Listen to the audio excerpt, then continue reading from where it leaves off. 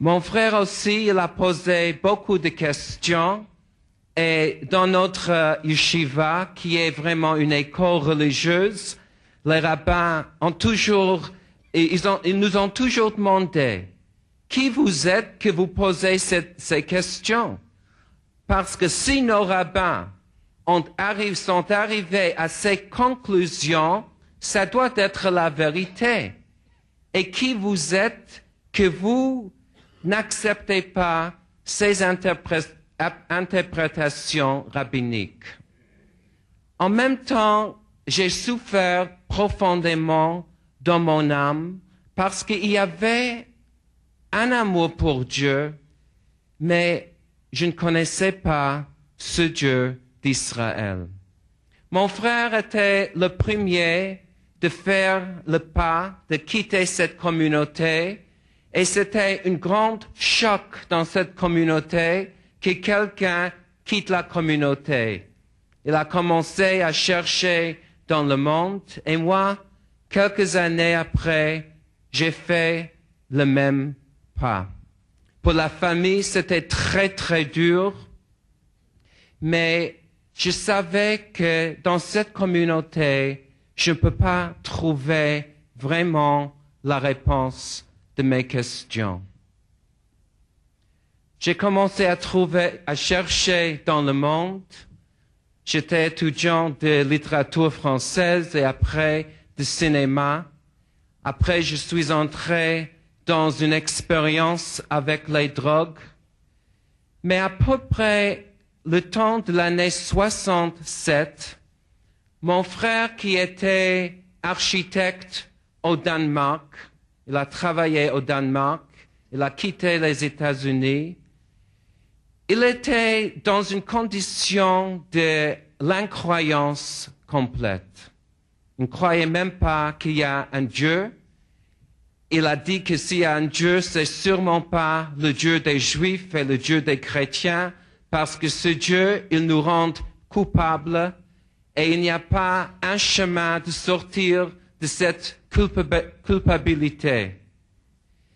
Mais quelque chose de merveilleux s'est passé à ce temps-là. Un jour, mon frère s'est rentré de son travail.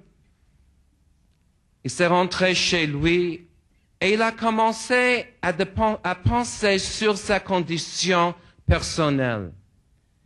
Et il a compris qu'il est un homme complètement sans foi, complètement sans espoir, dans une condition terrible. Et il a réalisé à ce temps-là qu'il est un homme qui est vraiment dans les ténèbres. Mais justement, à ce moment-là, il a senti et il a éprouvé que la chambre où il était a commencé d'être pleine d'une autre présence. Et cette présence a rempli la chambre. Et c'était la présence de l'amour de Dieu. C'était la première fois dans sa vie qu'il a expérimenté cette présence manifestée de Dieu. Et tout d'un coup, il a écouté une voix, mais c'était une voix intérieure profonde. Et Dieu lui a dit, « Je suis le Dieu de tes pères, le Dieu d'Israël, le Dieu d'Abraham, d'Isaac et de Jacob. Et je t'aime et je connais chaque chose dans ta vie. » Il était complètement bouleversé et choqué. Et en même temps, soudainement, il a reçu le nom de Yeshua HaMashiach, le nom de Jésus-Christ. Et il était choqué d'abord que ce Dieu d'Israël est le vrai Dieu, qu'il existe, qu'il vient à lui dans une rencontre complètement personnelle. Et après que Jésus est lié avec ce Dieu d'Israël. À ce moment-là, c'était comme si quelqu'un a pris une clé et a ouvert une porte très très épaisse. Et il a senti que tout le peuple d'Israël était dans son âme. Et dans un moment de temps, il a reconnu Jésus comme la vérité. Pour lui, c'était quelque chose complètement inattendu. Il ne connaissait aucun chrétien, aucun croyant, mais il savait que si ce Jésus est vraiment la vérité, il faut qu'il le suive. À ce temps-là, il n'a rien compris sur le salut de Jésus. Il a seulement compris que Jésus est la vérité. Après cela, il a fait un voyage en Israël et un jour, quand il était auprès de la ville ancienne, Dieu lui a montré la croix de Jésus et la mort de Jésus sur la croix. Après cela, il a compris profondément que Jésus est le Sauveur et qu'il est vraiment pécheur et que seulement par Jésus, il peut être fils de Dieu et recevoir ce pardon.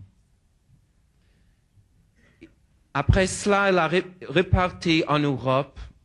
Tous ses amis ont pensé qu'il est devenu complètement fou. Il est entré dans l'église luthérienne qui était l'église du Danemark. Il a vu que dans cette église, il n'y a que des femmes très vieilles qui n'ont pas de foi, qui sont seulement des chrétiens traditionnels. Et il a pensé, est-ce que c'est possible? Est-ce que c'est possible que moi, je suis le seul juif, le seul dans ce monde qui connaît ce Jésus? Et il a pensé, peut-être tout cela, c'est vraiment la folie. Et à ce temps-là, il était vraiment dans un temps de tentation et il a crié à Dieu. Et il a dit, Dieu, si toute cette expérience que j'ai faite jusqu'à maintenant, c'est vraiment de toi, je demande seulement encore un signe, que tu confirmes et que tu donnes ta sceau dans mon esprit. Et le même jour, le Seigneur lui a donné un signe très, très spécial dans le ciel. Et en même temps, le Seigneur lui a dit, nous vivons dans le temps de la fin.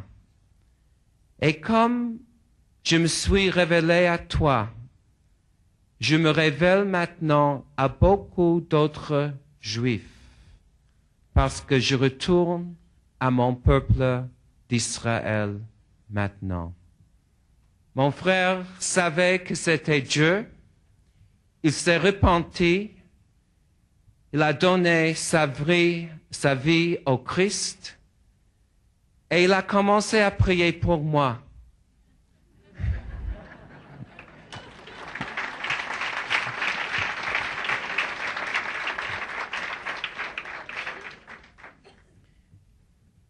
Et le Seigneur a entendu sa prière.